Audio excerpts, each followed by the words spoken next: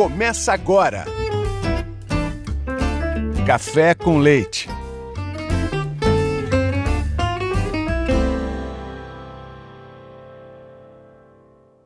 Começar mais uma conversa aqui no Café com Leite, trazendo Gabriel Azevedo. Eu, quando converso com o Gabriel, eu lembro de 2015, quando o Gabriel, nós começamos a nos conhecer e conversar sobre política na CDL-FM, num programa que o Gabriel participava conosco, primeiro esporadicamente, depois com uma frequência muito grande e depois todos os dias.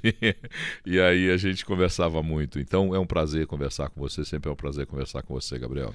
Ô Paulo, é um prazer estar aqui e é um prazer conversar com vocês todos que estão nos escutando. E realmente vai ser difícil ficar entre jornalista e pré-candidato, porque eu conheço o Paulo há 10 anos e quando eu comecei... Era minha namorada que trabalhava contigo, né? Sim, era a Marcela. A Marcela, e ela falou, olha, Paulo, meu namorado é bom de falar aí e tal. E aí ela me indicou e você falou assim, olha, você precisa de uma linha fixa.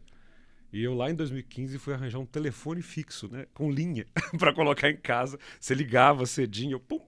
E aí a gente conversava sobre vários assuntos ali. E depois disso veio a amizade, né? A gente já cavalgou por essas Minas Gerais. Já, conversamos muito. Nós dois gostamos muito de cavalo, de cavalgada. Gostamos de uma boa prosa, de um bom vinho. Então, vou sentir que tem uma garrafa aberta aqui. O interessante é que quando eu trago as pessoas para a entrevista, os que vieram até agora conversar, eu tenho o privilégio de já ter conversado antes com essas pessoas e ter o privilégio de poder provocar uma conversa sem o limite da entrevista, o entrevistado e o entrevistador, que cria um limite, né? Um limite, uma distância. Mas do professor de Direito Constitucional que eu conheci, passando pelo vereador, pelo presidente da Câmara, pelo candidato a prefeito, que história é essa de ser pré-candidato ao governo do Estado e por que essa escolha? O que o MDB fez para te convencer? Essa é uma boa pergunta, que ainda não tinham me feito. E tem um craque no MDB chamado Baleia Rossi. Ele me perguntou assim, mas você queria ser prefeito ou você queria cuidar de Belo Horizonte? Essa é uma pergunta muito boa. Eu falei, claro que eu queria cuidar de Belo Horizonte. Isso é mais importante do que ser prefeito. Querer ser prefeito, muitos quiseram naquela eleição. Não necessariamente para cuidar de Belo Horizonte. Aliás, muitas cidades brasileiras não contam com pessoas que são apaixonadas, né, pela sua própria cidade e veem a prefeitura como uma espécie de trampolim. E aí o Baleia Rossi virou para mim, e você acha que o governador não cuida de Belo Horizonte? Aliás, se eu bem sei, tem um problema de anel rodoviário, tem um problema de segurança, tem um problema de acesso ao aeroporto, tem um problema grave de rios e de região metropolitana. E aí, você não topa cuidar de Belo Horizonte como governador? E aí me deu um clique.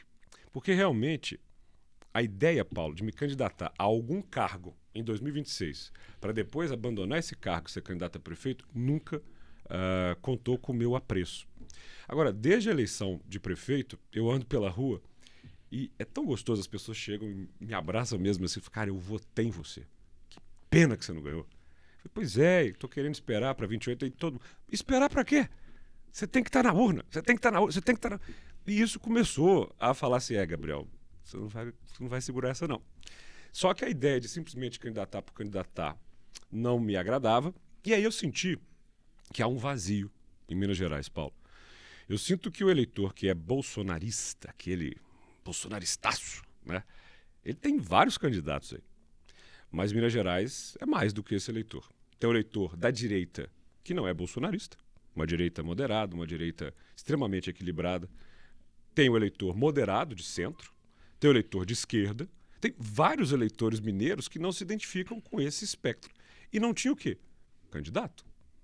E, veja, vários nomes foram sendo ditos aí e eu falei, tá faltando coragem do ambiente político mineiro, tá faltando alguém que tenha o papel de mostrar que equilíbrio e moderação não são covardia, são justamente o que Minas Gerais está precisando agora. Agora me conta uma coisa, você vem com uma cara da renovação, de um novo discurso político. É político, não foge da lógica de ser político, mas vem com uma cara de renovação. E o MDB tem uma cara de tradição, tem uma cara de, eu vou usar um termo e botar entre aspas, de antiguidade. Como é que encaixa um político de uma forma diferente de pensar a política num partido tão tradicional e tão involucrado como é o MDB? Se eles me perguntaram assim, mas você quer ser o novo MDB? Eu respondi, não, eu quero ser o velho. Eu quero ser o velho MDB. Aquele MDB que surgiu quando havia a ditadura militar, que não tinha medo de enfrentar os milicos e que tinha um cara chamado Ulisses Guimarães, que em 1971, década de 70, foi anticandidato a presidente da República, que virou e falou assim, eu não estou nem aí se eu vou ganhar ou vou perder, porque isso não importa. O que importa é dar ao eleitor a chance de mostrar que tem alguma coisa diferente. E aquela coragem, né, do Ulisses foi o que garantiu que o Brasil pudesse redemocratizar, porque a ditadura nos custou muito. A Minas Gerais custou absurdamente, né, Paulo? A dívida pública mineira, se ela se triplicou, se ela foi aos ares, foi por conta da ditadura militar, né? A pobreza em Minas Gerais atingiu píncaros, né? Porque a ditadura militar não ligava para pobre, só varria pobre para as beiradas. Então, eu quero ser de um MDB que não tem preço, sabe? Eu entendo o que as pessoas conseguem perceber de algumas figuras do MDB. E eu próprio, no passado, já fiz essa crítica contundente. E não adianta querer apagar, porque as coisas ficam mesmo. Eu já disse há muito tempo, olha... Mas o que eu vi? Eu vi com o tempo que no MDB eu tenho um partido que não tem dono. E aí eu acho que você conhece bem o que eu estou te dizendo. Vamos pegar o PSD. O PSD tem dono. Chama-se Gilberto Kassab. Senão o PSD não filiaria o Matheus com a presença do Rodrigo Pacheco, do Alexandre da Silveira, do Luiz Fernando Faria, do jeito que fez. Nunca. O PSD, que está no governo federal, concorda? O PSD é do governo federal. Ele fez o que fez porque tem um dono. União Brasil tem um dono. O PP tem um dono. O MDB não tem dono. Por isso que eu entrei num lugar que eu não concordo com todo mundo. Eu discordo de muita gente. E nunca, Paulo, ninguém virou para mim e falou assim, diz isso, faz isso, pense assim. Pelo contrário. Pelo contrário, eu encontro muita gente que pensa como eu. E no interior de Minas Gerais, Paulo, tem uma vontade desse MDB de voltar com energia. O 15 no interior de Minas é um negócio impressionante, Paulo. Porque é gente que, de fato, está num partido de 60 anos. O MDB tem uma capilaridade grande de diretórios ainda? Enorme. Muitos diretórios. E tem uma união de ação nesses diretórios? Basta você ver o que aconteceu no meu telefone nos últimos dias. É impressionante como meu telefone se espalhou pelo interior de Minas Gerais e como tem gente que está assim, cara, você é tudo que o MDB precisava. Pode ser que você não seja a cara do MDB, mas a gente quer que o MDB seja a sua cara. De gente que fala assim, eu gosto desse partido que se posiciona, que gosta disso, não gosta daquilo, que fala com franqueza, que não tem problema em perder a eleição, em ganhar a eleição, mas que está defendendo valores.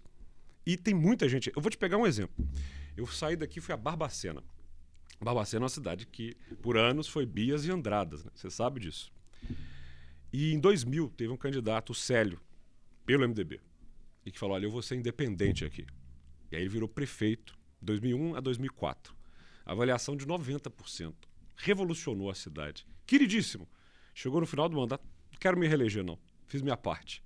O cara anda até hoje pela rua de Barbacena, ele é aclamado igual um herói. Fui na casa dele, tomei um café da manhã, me levou na praça. Multidão em volta de mim. Esse é o Gabriel, aquela coisa da cidade do interior, que as pessoas querem te abraçar, querem te conversar, querem tomar um café com você, tomar cachaça com você, que é um negócio maravilhoso. Que tem aqui em Belo Horizonte também, claro, mas no interior... No interior é mais próprio isso, no interior, né? É um fascínio. Aí ele virou para mim e falou assim, cara, você está criticando isso que é muito correto. Tem o polo de lá, tem o polo de cá. Mas você não vai ser o polo que oferece para as pessoas uma opção? Porque não tem. Então, o Célio, em Barbacena, ele foi um dos caras que mais me motivou a tomar essa decisão. Eu não fui para lá para isso. Fui para um evento da Fundação Ulisses Guimarães. E ele falou, vai, porque tem muita gente em Minas Gerais com problema e está faltando um pré-candidato que fale dos problemas das pessoas. E você consegue perceber o problema das pessoas. Você desenhou aí a polarização, ela é evidente, não é só no Brasil, é no mundo, que o mundo está polarizado, mas a polarização tem perdido força. Outro dia, eu até vendo a entrevista, a pesquisa da Quest, sim, eu vi que, na verdade, não é que o eleitor está deixando de ser polarizado, é que os polarizados estão cansados de ser polarizados. É o que está no desenho da pesquisa. A pesquisa mostra muito claramente isso mesmo. A desidratação da polarização. Como é que você se coloca nesse tabuleiro político? A peça Gabriel está aonde nesse tabuleiro? Se até casamento acaba, Paulo, você imagina o encanto das pessoas com os políticos que não entregam. Chega um momento que a pessoa fala, mas o que mudou na minha vida? Quanto tempo faz que o Brasil entrou nessa espiral de loucura? Uns 10 anos? Sim. A gente começou, 18. Não, 13 a gente tem os... 13 a coisa 13, já entrou, 13, 12 13. anos. 13 em 13 já começa. O sujeito para um momento e fala assim, mas pera lá, o que eu estou fazendo com a minha vida? É igual casamento que acaba, né? O que eu estou fazendo com a minha vida aqui? Isso não está mais legal. Então vamos pensar assim, vamos para um caso real. Eu sou professor, você sabe. Estou em sala de aula, recebo os alunos, geralmente no começo da faculdade. Então, os alunos estão vindo ali do ensino médio. Algumas variações, mas aí eu começo a conversar com os professores das escolas públicas. Vamos para o problema. Isso que é esquerda, direita, polo, não alimenta ninguém. A mãe já fica muito satisfeita da criança estar na escola. Está na escola, a família já fica, tá lá. Eu consigo ir trabalhar, tá. Agora, pensa na criança que chegou ali na escola e tem um professor pronto com o conteúdo para ele dar aulinha. Aí a criança está com fome. Não tinha comida em casa. Aí pensa que o pai bateu na criança. Pensa que o pai bateu reiteradamente, que ela sofre violência doméstica. Ou pior, que não tem dinheiro para comprar uniforme, não tem dinheiro para comprar roupa, não tem dinheiro. Ela está com 1000 problemas que ela vem de casa. E na hora que ela senta no banco, ela não aprende nada, Paulo. Ela está na escola, sim. E os governos adoram falar que as crianças estão na escola. Número. 1 ano, 2 anos, 3 anos. Ela passou pela escola. Aí, de repente, ela chegou na beirada do ensino médio. A maioria já começa e muitos já saem. E aí, muita gente forma no ensino médio. Paulo, sem saber o básico. Então, vamos parar um pouco de brigar de esquerda e direita e vamos começar assim. Como é que a gente resolve esse problema aqui da escola? A primeira ideia que eu quero te dar, que eu acho que vai ser revolucionária nessa campanha, inovadora. Você tem o sistema de assistência social, os CRAS, e você tem as escolas. As escolas estaduais são 3.400. Estou falando de gente demais. Pensa se essa escola for o centro do território mineiro. E no entorno dessa escola, você estruture, por exemplo, um serviço de assistência social. A criança chegou ali, porque o professor não é psicólogo. O professor não é assistente social. Mas faz às vezes. Mas está fazendo às vezes disso. E está esgotadaço, Paulo. Então, vamos pensar no cidadão, vamos pensar na criança que está chegando ali. Ela chegou com problema, tem um psicólogo, tem um assistente social, que vai envolver a família, que vai entender o que está acontecendo em casa e que vai deixar o professor ensinar. Aí, você começou a mudar essa escola. Aí você começou a dar comida. Você sabe que Minas é o lugar que alimenta o Brasil. E nós temos uma produção agropecuária invejável.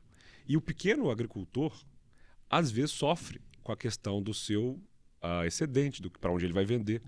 E se esse excedente todo, se essa comida toda fosse para as escolas? E você fecha um ciclo. Criança alimentada, cuidada, ensinada. Na hora que isso começa a acontecer, aí você está transformando o ambiente escolar. Eu dei aqui um polo. Se vocês concordaram comigo, vem para cá. Agora vou te dizer o que tem de diferente disso. Porque a ideologização das escolas, os professores estão ideologizando as crianças, sabe o que e tal. É papo de gente que não conhece a escola. É papo de gente que não conhece a escola, Paulo. Se for lá e conhecer o professor, se for lá e ver os problemas das crianças, se for lá e ver a condição da escola, vê que o problema é outro. Não é essa loucura que permeia a internet. Eu vejo vários políticos se debruçando na coisa assim de a escola sem partido. Meu amigo, tem escola sem teto, sem comida, sem cuidado, sem professor que recebe bem, sem professor que é valorizado, sem assistente social. Esse é o problema da nossa escola. Então, na hora que você vê o problema das pessoas e começa a conversar com elas, falar, olha, eu quero resolver esse seu problema, aí você está criando um polo para elas se abrigarem. Porque hoje elas veem essa gritaria e vem, por exemplo, eu vou te falar aqui uma decepção profunda com o PT e com a ministra Macaé, que foi a minha colega vereadora. E estou falando isso aqui, um dia eu quero falar para ela, não falei com ela quando ela era vereadora. Eu fui subsecretário de Estado de Juventude 4 anos. Um dos projetos que eu mais me orgulhava era o Plug Minas. que em Belo Horizonte você tinha o que era a FEBEM, virou um terreno abandonado, e nós pegamos ali os prédios e transformamos em núcleos de contraturno. Então a criança que estudava, o adolescente que estudava de manhã, ia lá para a tarde. Para fazer o quê? Teatro, línguas, empreendedorismo. Você lembra? Fascinante aquele projeto. Quando o PT entrou no governo, o PT fechou. Dizendo que, né, não pode fazer isso. Para mim, dos muitos episódios trágicos do governo Fernando Pimentel, a secretária de Educação, Macaé, entregou esse problemaço para Minas Gerais. Porque fechou-se um programa que contava com a iniciativa privada, inclusive, e que brilha... Olha, eu vou pegar para você uma referência. Cadu dos Anjos da Serra, você conhece? Conheço, empreendedor da Serra. Plug Minas. Esse cara já era ali, ó, ele conseguiu, já é brilhante, claro. O Estado não torna ninguém o que não é, mas consegue aflorar. Então, assim, ele era do Plug. Você lembra do Valores de Minas? Valores de Minas, assim, você tinha os jovens que estavam na escola, no contraturno, treinavam teatro. Você sabe o que é para um jovem que não vê perspectiva na vida?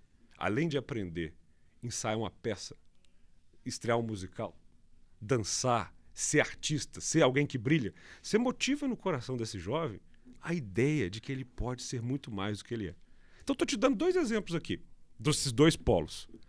Essa direita cheia de grito, que vê na escola o que não está acontecendo e não propõe a solução para os problemas. E uma esquerda embolorada, empoeirada, que tem medo de iniciativa privada e que trata a educação como algo dos anos 60 ou 50. Porque acha que sala de aula é giz, quadro. Não, não é. O segredo da sala de aula chama-se professor. E o professor precisa do cuidado para educar, para ter aprendizagem. Então, estou te dando assim um exemplo prático. Por quê, Paulo? Porque tudo que eu não quero nessa campanha é ficar discutindo esquerda, direita, lá. Porque aí nós vamos fazer outra coisa. Aí nós vamos pegar os livros, né? Os teóricos, aquilo que eu como professor ensino em sala de aula, que você gosta de debater, e vamos ficar longe da realidade. Vamos ficar longe da realidade. Então, assim, o que eu quero oferecer para as pessoas é solução para o problema delas. Hoje tem um problemão em Minas Gerais. Esse estado, que tem 300 anos, já foi minerador e cafeeiro e continua minerador e cafeeiro. Ou nós vamos emancipar isso daqui por uma educação que, de fato, pegue uma criança cedo e entregue como alguém que faz Minas ir adiante, ou daqui 100 anos nós vamos estar discutindo mineração e café. Nós vamos falar um pouquinho sobre isso, mas você é um cara identificado com a visão urbana. Verdade. Você tem uma identificação muito própria. Como vereador, a tua atuação é muito município. O município Belo Horizonte como um foco principal, foi candidato a prefeito. Mas como governador você vai ter que conversar com uma realidade que é mais de 80% do Estado, que é o interior do Estado e que é decisor nas eleições. Como é que o urbanoide Gabriel Azevedo vai conversar com este povo do interior que tem uma prosa diferente, um jeito diferente de pensar? Olhando de baixo para cima, né? Porque o cargo de governador é menor que o cargo de prefeito, né, Paulo? Estou topando esse desafio de disputar uma eleição com um cargo que é menos importante. Como assim o cargo de governador é menos importante que o prefeito? Vai conversar com os prefeitos do interior. O prefeito, meu amigo, de uma cidade pequena, ele não está no palácio, não. Tá, não. Não, todo mundo tem o endereço dele. Não. Eu vou começar minhas andanças pelo Jequitinhonha, porque já recebi só de lá um conjunto de ligações e mensagens. O hospital, quando não tem o remédio, quando o médico não está lá, o cara vai na portinha do prefeito, liga pro prefeito, xinga o prefeito na cara dele, e o prefeito sem o orçamento. Paulo, eu quero ser assim o governador das cidades. Porque qualquer político que disser que é mais mineiro do que a origem que tem, está mentindo. Eu sou mais Belo Horizontino que mineiro. Como alguém que nasceu em Uberaba, é mais uberabense do que mineiro. Como alguém que é de Juiz de Fora, é mais juiz-forano do que mineiro. Como alguém que é de Montes Claros, é mais Montes Clarense do que mineiro, poxa. A sorte do Belo Horizontino é porque a nossa capital foi construída para ser um pouquinho de Minas Gerais. Então, o Belo Horizontino, geralmente, é um cadinho de outros lugares. Como eu sou um cadinho de Araguari, porque minha mãe é de lá, e como eu sou um cadinho de Pirapora, porque meu pai é de lá. Então, aqui tem Triângulo, E aqui tem norte de Minas. Aqui tem o cheirinho do pasto das minhas famílias lá, que nasceram em fazenda, e do Rio São Francisco. Isso é ser Belo Horizontino, cara. O Belo Horizontino, ele é mineiro pra caramba, porque ele tem um bocado de tudo. Então, enquanto governador, eu vou respeitar prefeito. Vou te mostrar, por exemplo, assim. Tem uma prefeita que eu respeito demais. Preciso te dizer. O nome dela é Marília, de Contagem. A Marília, eu nem lembro que ela é petista, mas eu lembro que ela é de Contagem. Por quê? Porque a Marília me mostra exatamente como esse governo trata prefeito. Se você fosse prefeito de Contagem, você ia deixar o anel rodoviário ter qualquer traçado na sua cidade? Eu perguntei para ela e ela é opositora da ideia, muito porque ela disse que na cidade dela, quem vai se preocupar com os problemas da cidade dela é ela. Ela falou aí, sentado onde você está. Um governador que não escuta prefeito não deveria ser governador. Claro que quando a gente quer, enquanto Belo Horizontino, resolver o problema do nosso anel rodoviário, nós queremos um traçado que passe fora de Belo Horizonte. Aí nós vamos fazer com Contagem o que fizeram com a gente. Ou seja, claro, quando o anel foi feito aqui, Belo Horizonte ainda era muito pequeno, mas faltou um planejamento. Por que o anel não respeita Contagem e não respeita Betim também? Já são quase 8 anos desse governo. Eram prometidos 11 hospitais regionais. Tem um pronto, Paulo Leite. Um. E aí você sabe o que o prefeito passa, né? Ele tem que dar um jeito de mandar os cidadãos do seu município irem se tratar em outros. Então, o fato de ser um governador que gosta de cidade diz muito sobre mim. No sentido em que há essa ilusão de que as pessoas vivem no estado ou no país. Não, elas vivem no município.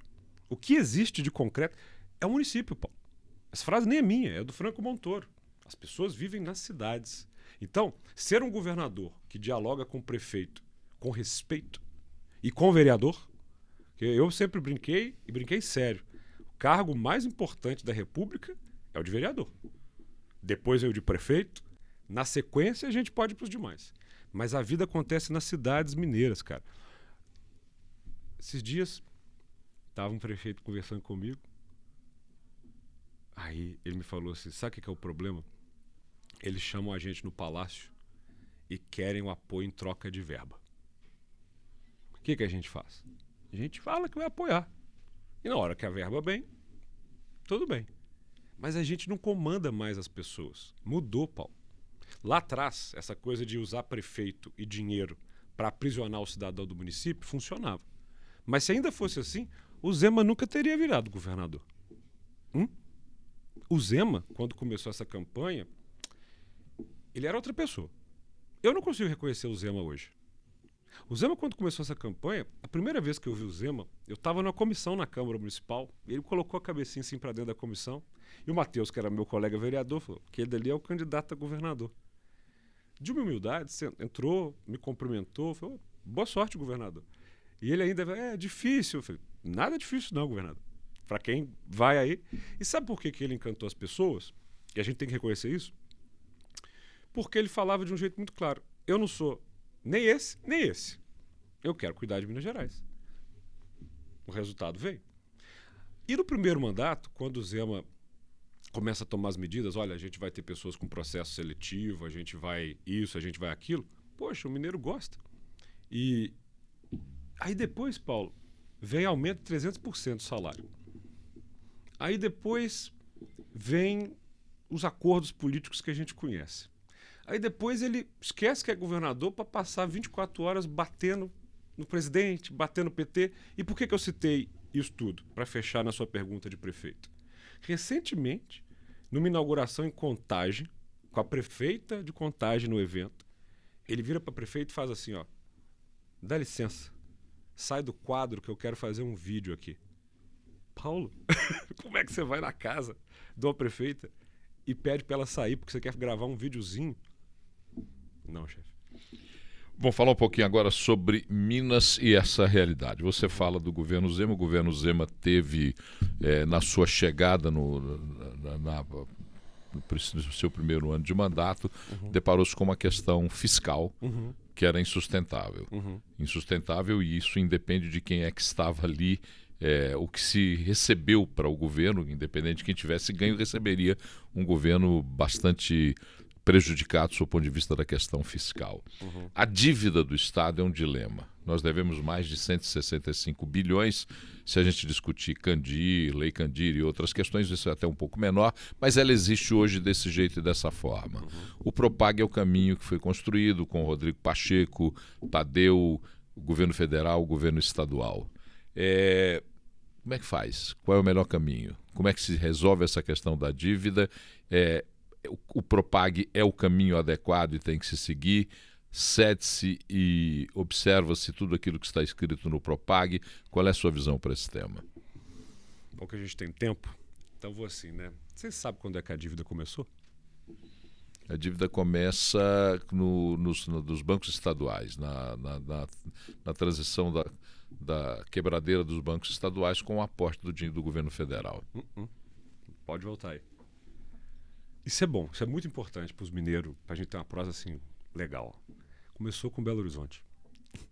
Esse é o probleminha da nossa cidade. Quanto custou erguer essa capital nova? Não, sim. Se você falar historicamente, nós temos um custo enorme. Mas não é só historicamente, é pelo seguinte. O Afonso Pena pede um empréstimo, o Bias Forte dá uma segurada. Ao longo da República Velha, a dívida vai subindo aos pouquinhos, porque a gente tinha um café. Como estava entrando muito dinheiro, e todo mundo só... Isso é porque eu vou falar lá na frente. O café, vamos vendendo café. E todo mundo achando assim, porra, vamos nos contentar com isso. Minas está vendendo café. Só que café, bem primário. Chega a 29, cracket. Vem a bolsa e despenca. Olegário Maciel foi o primeiro que decreta a moratória. Ou seja, aquela dívida que estava sendo contraída, ela não era uma dívida para investimento. Não era uma dívida para ter um empréstimo e investir no povo mineiro. É para gastar. Quando ele decreta a moratória, tem um problemaço. Mas aí na década de 30, vem o Benedito Valadares e consegue organizar as dívidas de um jeito bem interessante. Ele entrega em 45, Paulo, com tudo bem organizadinho. O Milton Campos era um cara bacana também, nesse sentido fiscal. E o JK, esse gostava de gastar. Sim. Ele foi um prefeito super conta no azul, viu? Mas enquanto governador, o danado eu amo o JK, mas ele cometeu 2 erros muito Ele graves. já vislumbrava ali uma candidatura à presidência da Exatamente. República e tinha que construir a imagem dele. E aí o JK, ele tinha o binômio como candidato ao governo, né? Que era Estrada e Energia. Na energia, o danado acertou bonito, porque ele construiu a CEMIG, né? 52. Agora, ele fez um negócio muito difícil. Ele pega a grana e constrói estrada e não ferrovia. Quando ele opta por mudar o modal mineiro para automóvel, esse é o tipo de empréstimo burro. Por quê? Porque depois, com o tempo, você vai ter que ficar gastando de um jeito que você não gastaria com ferrovia. O JK, obviamente, vira presidente, depois vem a ditadura, e na ditadura, a dívida, em números atuais, vai de 10 bilhões para 30 bilhões. Paulete. Quando termina a ditadura, o Tancredo entra, Hélio Garcia e tal, eles começam a tentar resolver, ali até a beirada dos anos 90. E quando entra o Eduardo Azeredo, é aí que a gente tem que sacar. No final do governo dele, vem uma proposta terrível de trocar os juros indexador. Isso foi um contrato draconiano com Minas Gerais. Porque aí, os juros que a gente começou a pagar, mesmo pagando as parcelas da dívida, creu. Eduardo Azevedo sai, entra o Itamar, você vai se lembrar do episódio dos tanques. Colocando né? os tanques para não pagar as dívidas para o governo federal. Itamar tem muito valor, eu diria. E aí vem o Aécio. No governo do Aécio, nós temos, em 2 anos, o déficit zero. Foi uma grande conquista, ou seja, passou-se a não gastar mais do que se arrecada. O Aécio cortou o salário de governador pela metade. E houve o choque de gestão, a ideia de enxugar completamente a máquina.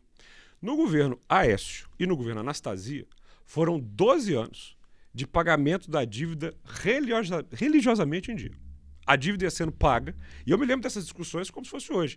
E ela ainda assim saiu de 40, foi para 60, porque mesmo pagando a dívida em dia, os juros eram muito pesados. O principal da dívida era pesado, mas o serviço ficava cada vez maior. E isso não era discutido, poxa. Quando chega o governo do Fernando Pimentel, que foi realmente muito trágico, ele toma uma medida. Qual medida, Paulo? Não pagar. Pede a suspensão da dívida, o que é aceito. Bom, Quando o Zema assume, a dívida estava suspensa. Ele nunca começou a pagar. Ele nunca foi. Porque ele xinga o Pimentel o tempo inteiro. Com razão. Governo muito ruim. Mas só tem um governo Zema de pé por conta da medida que o Pimentel fez de suspender a dívida. Ou seja, o Zema passou esses tempos todos sem pagar um centavo da dívida. E ainda assim ela continuava incidindo em juros. Nós chegamos a 170 bilhões de reais. Então isso precisa ser esclarecido para a população, para a gente mostrar mais ou menos como é que estão as finanças hoje. Orçamento de 2025, Paulo, para Minas Gerais, qual que é o valor? Orçamento... Tem que saber, o candidato a governador, o pré-candidato tem que saber. Você vai saber e vai falar qual que é o orçamento. 137. 137. 137 bilhões. E o déficit, Paulo? 8,4. Não tem déficit zero. Nós estamos gastando mais do que nós arrecadamos. Para o ano que vem, qual que é o orçamento? Você vai falando os números para mim, vamos 150 praticamente, 147, 150. O déficit diminui um pouquinho. Aí o que o governador tem que saber? De onde vem esse dinheiro? Onde é que Minas arrecada? Impostos, processos Qual? arrecadatórios. Qual? Você tem o ICMS, que é a circulação, que é o maior imposto do Estado. 84 bilhões de ICMS. Isso. E também tem os outros impostos. PVA, isso, ITCD e tal. Para onde vai esse dinheiro? Esse dinheiro vai para o Caixa Único do Governo e serve para pagar servidores, porque tem limites constitucionais para isso, e as verbas que são já destinadas à educação, saúde. Tem uma pergunta mais importante aí. Quantos por cento do nosso orçamento o governador não pode mexer? Não sei, me diga, por favor. 80%. Esse é o grande problema do engessamento. 80% do nosso orçamento é de despesa obrigatória. Educação, 20 bilhões. Saúde, nós estamos falando aí de 16 bilhões, né? 14 bilhões, perdão. Na hora que a gente vai para pessoal, quanto você acha que a gente gasta para pagamento de pessoal? No pessoal, nós gastamos quase que o mesmo volume que a gente gasta com educação e saúde. 74 bilhões. 74 bilhões só de salário. É um absurdo. E que está pouco. Você vai conversar com o policial civil, com o professor, não estou ganhando bem. Mas não houve enxugamento da máquina administrativa nesse governo? Tem uma pergunta que eu quero te fazer. Tem uma conta aqui que eu não consigo explicar. Porque eu estou te falando que eu estou com os números na ponta da língua. Eu estou estudando Minas Gerais com atenção, porque você sabe que eu sou dedicado. Para onde vão 20 bilhões de subsídios e renúncias fiscais? 20 bilhões, meu amigo. Estou falando de 1/5 da arrecadação.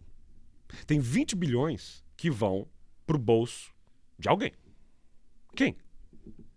Porque aí é que na hora que alguém fala, Gabriel, você está tendo ideias para o Estado, como é que você vai pagar? Porque governador tem que entender de conta e tem que ser sincero com a população. E tem que ser um bom entendedor do histórico dos orçamentos mineiros. Tem 20 bilhões previstos em 2025 de subsídio. O que é subsídio, pessoal?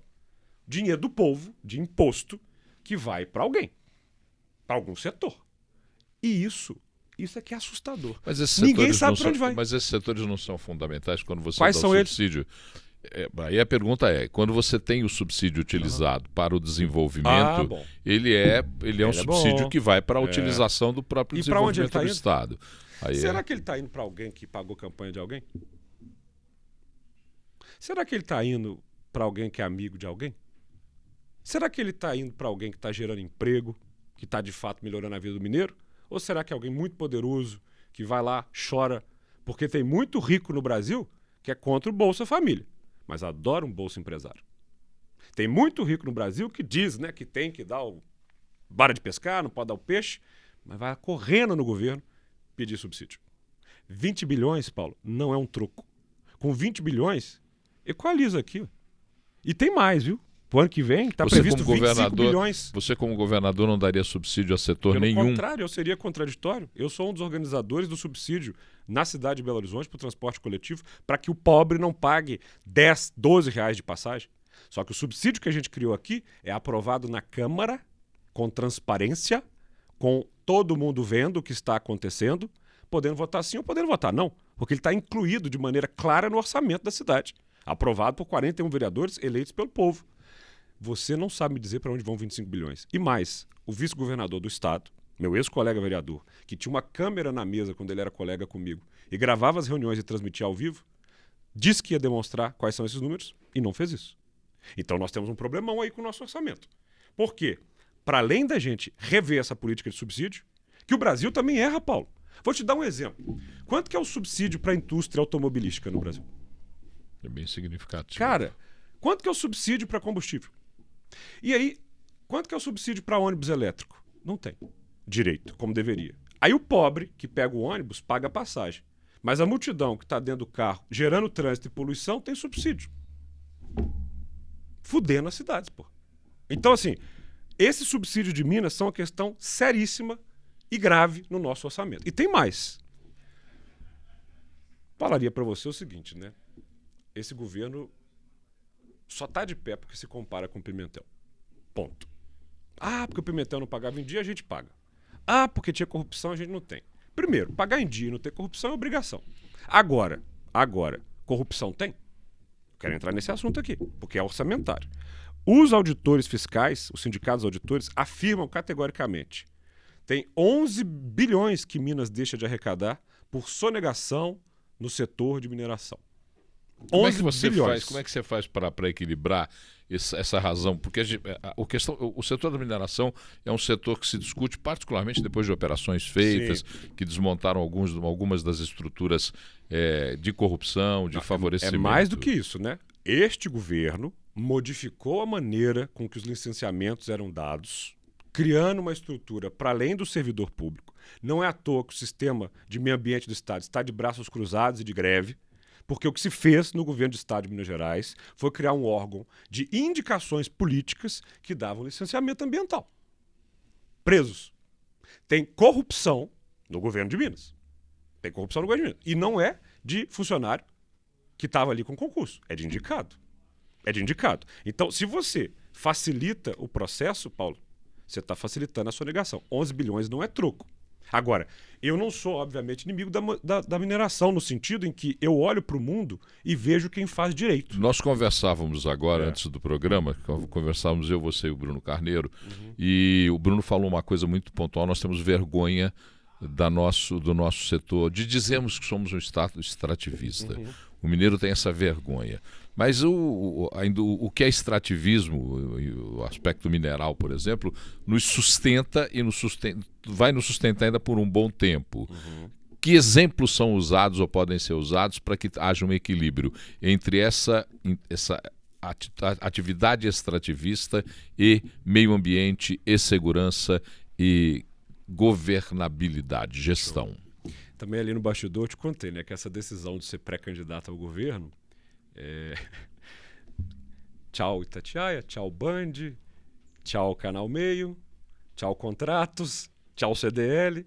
Ou seja, mensalmente, eu diria que a minha capacidade de arrecadação diminuiu profundamente. É uma decisão política. E não falo isso com dó, não. Falo isso animado. É uma decisão que eu estou tomando. Agora, eu tenho mãe, tia, irmã, sobrinha, família, e que dependem de mim.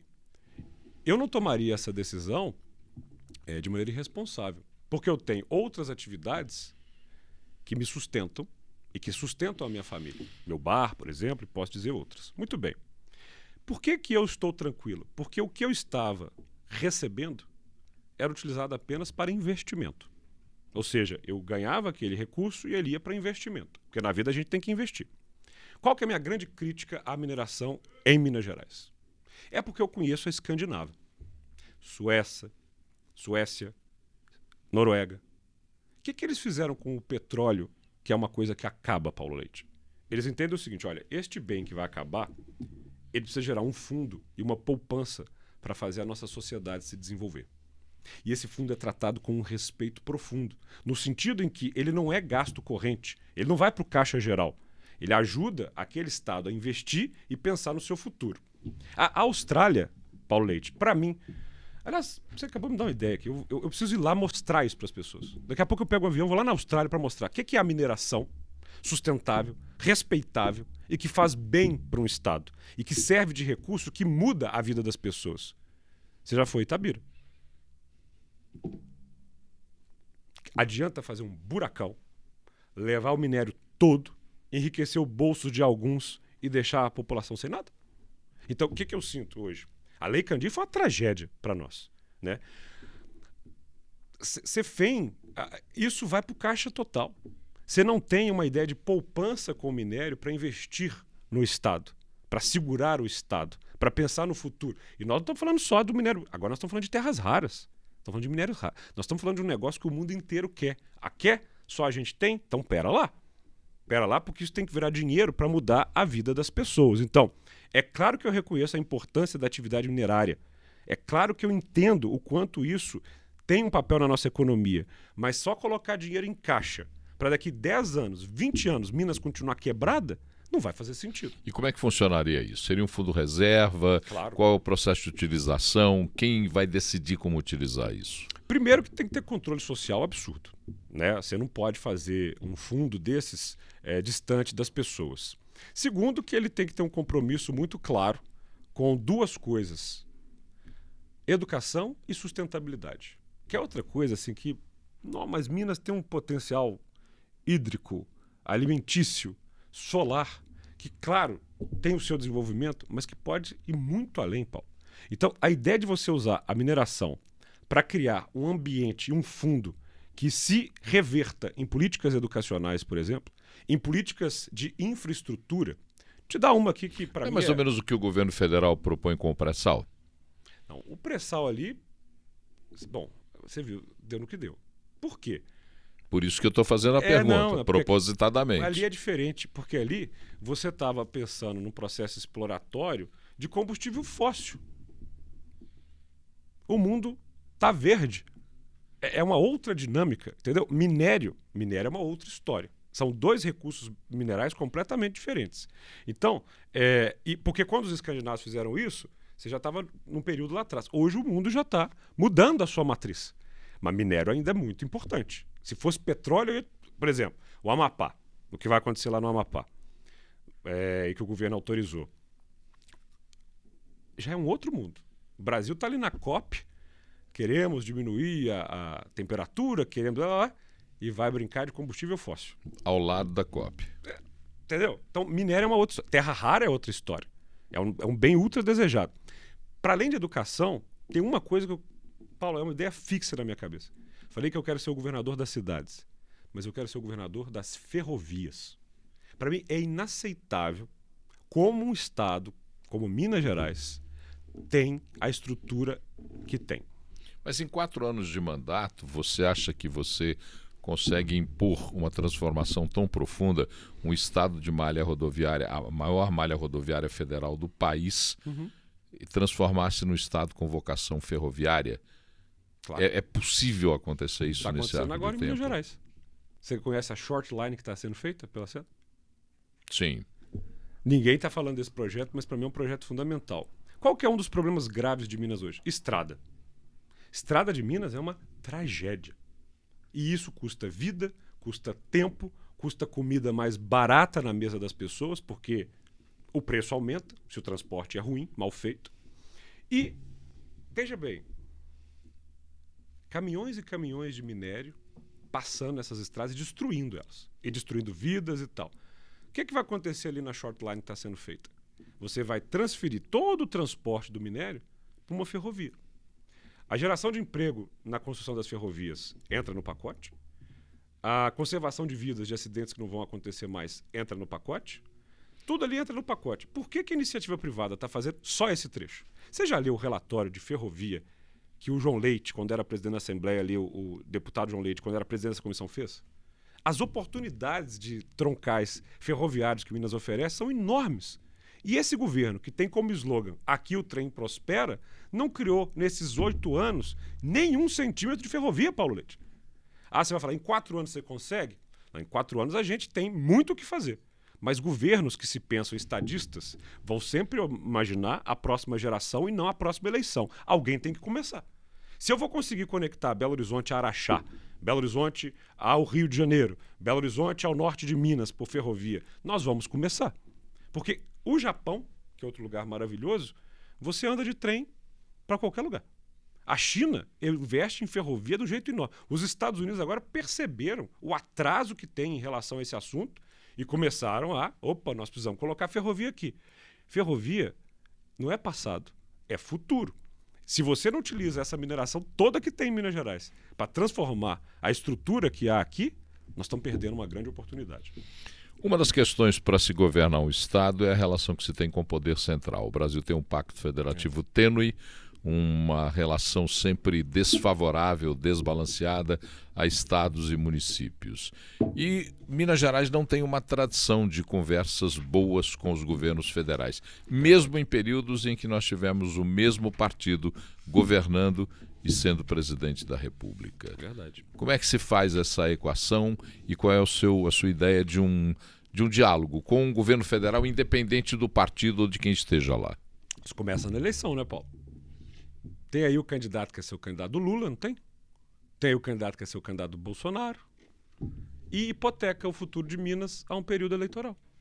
É simples assim. Por quê? Porque se você é o candidato do presidente, ele nem leva muito em conta você porque você já é aliado. Não, esse daí é nosso. Pode deixar que é. Exemplo, Dilma e Pimentel. A dívida era um problemaço. Pimentel era do partido da Dilma. E cadê? Não resolveu. De outra forma, o Zema, né, e o Bolsonaro eram mais que amigos, né? Friends. E aí? Agora entrou o Lula. Aí o Zema vai para a internet e fica batendo o Lula o tempo inteiro. Vai para um evento com ele no palanque, xinga ele e quer que aconteça o quê aqui? Ah, não, porque as relações têm que ser republicanas. Sim, os gestos políticos também. Eu não sou candidato do Bolsonaro. Eu não sou candidato do Lula. Eu sou um candidato que quer cuidar de Minas Gerais. E o governador de Minas Gerais tem que entender que senta na cadeira, que é a segunda cadeira mais importante que tem no Brasil. E o presidente tem que receber você querendo te conquistar do mesmo jeito que você quer dialogar com o presidente. Isso se dá quando as pessoas são independentes, Paulo. Quando elas são subalternas, não vai acontecer. Quando elas são inimigas, não vai acontecer. Pode acontecer de fachada, mas não vai acontecer. Você vê o ranca-rabo que tem Zema e Alexandre Silveira. O cara é ministro de Minas e Energia. O outro é governador do estado de Minas Gerais. Os dois são mineiros. E ao invés de serem mineiros, ficam brigando. Isso é uma saudade que eu tenho de Minas. Que, aliás, é a cultura e o folclore do político mineiro. Aqui a gente não ligava muito para partido, não. A gente ligava por ser mineiro. Aí na hora que chegava lá em Brasília, não, esse é do partido tal, é partido... mas cuidado que eles são mineiros. No final do dia estão tudo junto. Essa é uma saudade que eu tenho. Desse político mineiro que briga mais por Minas do que com Minas. Na hora que a gente olha para o passado e vê assim, né, a época do Juscelino, do Tancredo e tal, a política mineira era folclórica no Brasil, porque nós dávamos nó em todo mundo. A gente podia até não gostar muito um do outro aqui dentro, mas na hora que ia lá para fora... Então o que eu sinto? Eu sinto que um candidato ou um pré-candidato que já tem um lado muito bem definido, tem tudo para ferrar com o povo mineiro depois da eleição. Se o Lula ganhar e ganhar alguém aqui que não gosta do Lula, vai ficar aquela briga que a gente já conhece. Se for um puxa-saco, ele não vai dar muita importância porque ele já acha que... Agora, se for alguém independente, vai ter que conversar. Claro que vai ter que conversar. É Minas. Minas não é trivial. Nós precisamos lembrar o tamanho de Minas Gerais para o nosso eleitor. Eu estou nessa eleição para isso, viu, Paulo? Nós precisamos lembrar o tamanho que Minas Gerais tem na política brasileira. E o Brasil está com saudade de Minas. Por isso que eu falei, inclusive no meu anúncio ali, o equilíbrio está precisando de Minas. E Minas também está precisando de equilíbrio. Se a gente ficar aqui só puxando o saco de um ou de outro, nós não vamos a lugar nenhum. Vou falar um pouquinho da personalidade do Gabriel. Você é considerado irreverente, pavio curto. Como é que você está negociando isso com você e como é que você negocia isso para uma campanha em que provavelmente esses temas podem ser apontados como avaliadores do seu comportamento? Eu estou com a vantagem nessa eleição. Os nomes que apareceram, né? Porque na hora que você fala assim, você tem um pavio curto. Aí eu lembro do meu colega Matheus Simões. Perto do pavio curto do Matheus, eu sou um monge. Aí eu lembro do Calil. Bom, aí virei um santo. Eu não sou exatamente a pessoa menos sincera que você conhece. Eu sou sincerão. Eu falo o que eu penso. Matheus também. Calil também. Cleitinho também. Aliás, tem uma outra coisa, né? Os 4 começaram em 2016, não é isso? Sim. O Matheus foi eleito vereador comigo em 16. O Cleitinho foi eleito em Divinópolis em 16. O Calil foi eleito prefeito em 16. Eu vereador em 16. A página da política mineira virou, Paulo. Virou. Tem outra coisa, né? Eu já fui do governo de Minas. 4 anos, de 2011 a 2014. Eu era secretário de Juventude. Poupança jovem, para manter os alunos do ensino médio. Fica vivo, para evitar criminalidade e mortalidade entre pretos e pobres na favela. Plug Minas, para diversificar a educação. E posso te falar 82 programas de juventude que só se fazem, Paulo, porque você tem senso de realização. As pessoas já me conhecem, me viram na eleição para prefeito. Meus adversários tentam me pintar como alguém. O problema deles é que eles não têm uma coisa que eu gosto de ter: ideias. Eu tenho ideias. E eu defendo ideias, Paulo. Quando eu falo que eu vou fazer ferrovia, é porque eu vou. Quando eu falo que vou colocar o professor no centro do processo, é porque eu vou. Quando eu digo que eu vou finalizar as obras dos hospitais regionais, é porque eu vou. E eu sei que tem gente que se incomoda. Tem gente que preferia o dinheiro do hospital no bolso dele. Tem gente que prefere ficar lucrando com ônibus em rodovia a ver o povo mineiro pagando por uma passagem de trem. Tem gente que acha muito legal dar númerozinhos de educação, mas não vê o aluno aprendendo. Quando eu me tornei presidente da Câmara Municipal, eu falei para você aqui, olho no seu olho, eu vou zerar a pauta. Eu vou zerar a pauta de projetos de lei na Câmara. Quando eu saí, tinha 47, 49 ainda tramitando, porque não tinham passado nas comissões. Eu comecei lá como vereador com 7 mil projetos de lei na pauta. Paulo, quando você bota os vereadores para votar 20 projetos num dia, com o pessoal suando, tem gente que não gosta e vai me chamar de obcecado.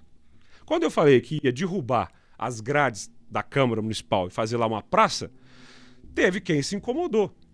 Quem quer fazer, incomoda. Eu quero fazer. Quem quer ficar numa boa, não incomoda não. Fica tranquilo. Se tem uma coisa que Minas não está precisando, é de político falastrão. O que é político falastrão?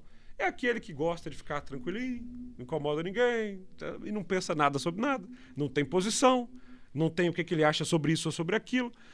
Ter opinião incomoda nos dias atuais, Paulo. E eu tenho opinião sobre tudo. Eu tenho uma visão sobre tudo. Eu não sou em cima do muro. Eu me posiciono, só que não me posiciono como puxa-saco. Eu não sou puxa-saco de Lula, não sou puxa-saco de Bolsonaro. E tem gente que gosta desse lugar. Eu não gosto. E eu sinto que Minas está precisando disso, cara. Está precisando de equilíbrio sem frouxidão. Está precisando de centro sem ser centrão. Está precisando de moderação sem frouxidão. Eu não sou frouxo, ok? Eu tenho posições claras, senso de realização e vontade de fazer acontecer. Uma outra forma de te entender, que as pessoas vêm e falam, mas o Gabriel ele não consegue firmar alianças duradouras. O Gabriel tem alianças que duram por um tempo e depois elas se desfazem. Como é que você contrapõe essa informação? Como uma frase boa do Churchill, né? Ele falava o seguinte, quando criticaram ele do mesmo jeito, ele falava assim, eu prefiro mudar de partido para manter princípio do que mudar de princípio para manter partido. Se você analisar a minha trajetória política, foram 8 anos no PSDB. Eu diria que foi um período bem duradouro. Eu entrei no PSDB encantado. Falei, olha, o PSDB está governando Minas Gerais, cortou o salário pela metade, déficit zero, organizou as contas, diminuiu as secretarias, tem o Caminho de Minas, está fazendo estrada, está levando energia, está levando água, está levando internet. Uai, gostei. Realizando, quero. E ó, defendi, você lembra, uma parceria duradoura. Eu apoiei 3 governos sequenciais. Quando eu comecei a achar que o PSDB tinha algumas pessoas no partido que estavam envolvidas com coisas que eu não gostava e com essas pessoas começaram a se desentender comigo, não vou falar porque morreu, né? Não vou falar porque foi preso. Não quero, mas as pessoas sabem quem é. E eu apontava, isso está errado, isso vai custar o futuro do partido. Falei, não me ouviram. Eu ia ficar ali para sempre? Não. Veja, quando eu entrei no MDB agora, eles me pediram 3 coisas. Olha só, nós vamos contar contigo para candidato a prefeito, mas ganhando ou perdendo a gente gostaria que você ficasse aqui. Nós somos cheios de defeito. E por isso a gente gostaria de você aqui. Para você ajudar a construir o partido. Estou no partido. E aponto dentro do partido o que eu acho ruim, o que eu não acho bom. Eu acho que o MDB tem que ser um partido que se posiciona, que tem que ter candidato a presidente, que tem que ter candidato a governador, que tem que sair desse cenário de coadjuvante, de estar nesse governo, naquele governo. Não, perdeu a eleição, vai para a oposição. Eu discordo do que aconteceu após a eleição. Para mim, a Simone, ela não deveria ter entrado no governo. Ela deveria ter ficado independente. Falei isso para ela já. E eu posso falar isso para ela. Por quê? Porque o partido não tem dono. Agora, é uma aliança que está se construindo. E eu estou conversando com os prefeitos do MDB, com os vereadores do MDB. Paulo, o cenário político partidário brasileiro é complexo. Eu trago as pessoas que estão nos escutando aqui agora para o desafio. Você quer ser candidato. Você vai para qual partido? O que você vai fazer? Como é que você vai construir? Não é simples, não, cara. Eu vou pro PL? Não vou, não sou bolsonarista. Eu vou pro PT? Não vou. Não sou petista, não sou lulista. Não vou. Aí na hora que você olha os outros partidos assim, eu vou pro PSD? Não vou, tem dono, não gosto de dono. Matheus topou, eu não gosto. Ficou 8 anos no Novo. Beleza. Quis ir pro PSD. O Novo, muita gente no Novo ficou revoltado. Eu respeito a decisão do Matheus. Agora, eu não gosto de lugar que tem dono. E isso sempre me irritou. Quando alguém quer ser meu dono, quer mandar em mim, não aceito. Por quê? Porque eu tenho compromisso com o meu eleitorado. Esse eu nunca decepcionei, viu, Paulo? A minha aliança duradoura é com quem vota em mim. Por isso é que eu olho para quem votou em mim para vereador e para prefeito e não sinto vergonha. Você vê, tem esses dias aquele negócio de PEC da blindagem, você viu isso? Eu vi uns políticos aqui de Minas votando aquilo e o eleitorado caindo de pau no sujeito, falando assim, como é que você fez isso comigo? Eu nunca passei por isso, não. Eu? Todo eleitor meu discorda, concorda, mas me conhece. Eu nunca menti pro eleitor meu. Isso daí eu não gosto. Por exemplo, em 16, eu perdi voto em 16, porque eu apoiei o Calil. Em 16. Todo mundo sabe disso. E por que eu perdi voto? Porque tinha gente, não, eu não gosto dele, não vou votar em você. Eu falei, não, mas eu apoio. Por que eu apoio? Porque eu não queria nem o PSDB, nem o PT na prefeitura. Pumba. Em 20, eu não apoiei o Calil. Apoiei o Marcelo Souza e Silva. Meu amigo, presidente da CDL, que eu achava que era melhor. E perdi muito voto porque eu falei, eu não sou bolsonarista. Eu não sou de ocasião, não, viu, Paulo? Eu tenho minhas posições. Então, assim, em 20, eu perdi muito voto por não ser bolsonarista. Em 24, chegou 24 para prefeito. Muita gente falou, se você se aliar ali, você ganha. Se você fizer isso, não faço. E isso eu sei que incomoda, porque muitos políticos gostam de ir na onda, gostam de fingir o que não são. Você conhece várias pessoas sentando a gente com a mesa e falam, eu nem tenho essa posição não, mas eu vou falar. Eu não faço isso. E eu sei que incomoda, mas para mim é mais leve. Vamos lá, o MDB sozinho é uma andorinha que faz verão ou vai ter que ter outras andorinhas caminhando junto com ele nesse voo para a candidatura ao governo de Minas? Cara, a aliança que eu quero é com o povo de Minas Gerais. A aliança que eu quero é com o povo de Minas Gerais. Responde você para mim, o Novo sozinho fez verão? Mas tem uma outra estrutura de partido, diferente do MDB. Em 18? Pois é, eu acho que eu estou na frente. Só o MDB não é só, né? Tem centenas de prefeitos e vice-prefeitos, vereadores, lideranças, mas eu insisto, ainda que eu esteja num grande partido, o que mais me importa é eu olhar no olho do mineiro e fazer uma aliança com ele. É com o povo que eu quero conversar. Porque, cara, tempo de televisão, não vai ser muito candidato. Até agora são 2. Ou é 15 ou é 55. Aí, se Calil entrar, é 12. Tem 3. Se Cleitinho entrar, são 4. É fácil distinguir. Matheus, Gabriel, Cleitinho e Calil. São parecidos? Eu acho que não. Vai ficar fácil. As pessoas vão olhar. Tá ali o vice, né, que virou governador.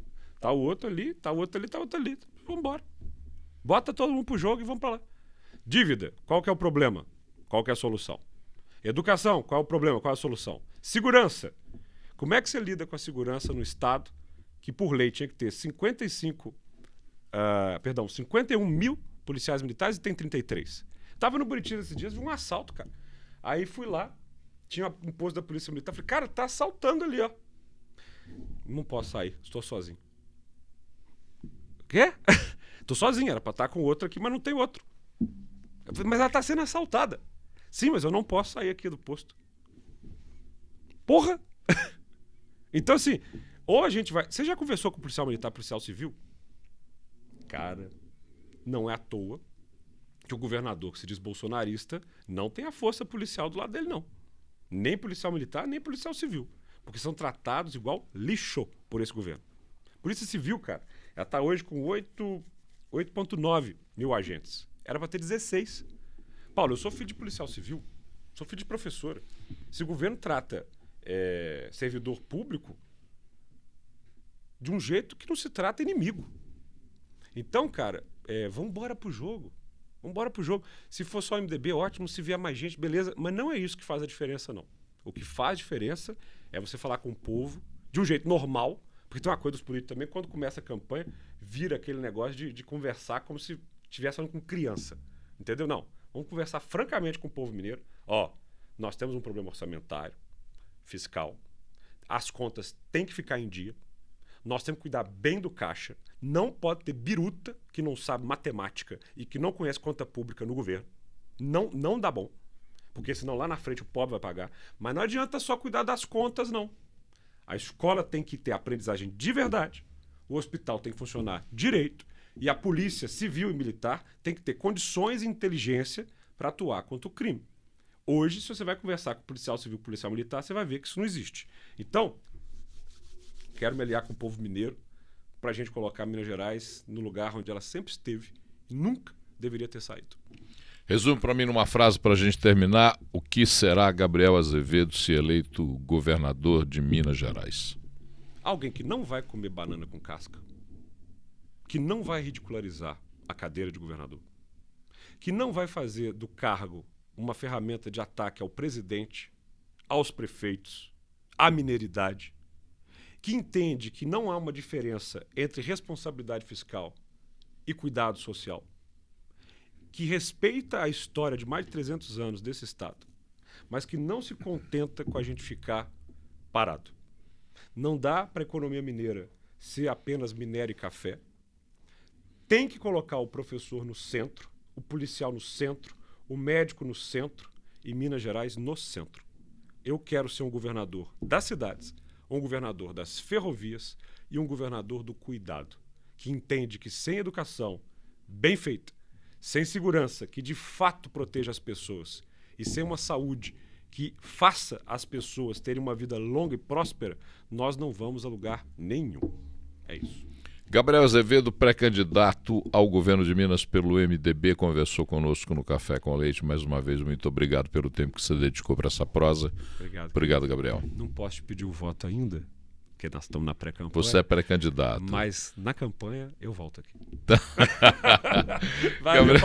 Gabriel Azevedo conversou com a gente. O Café com Leite volta na próxima segunda-feira. Até lá. Termina aqui. Café com Leite.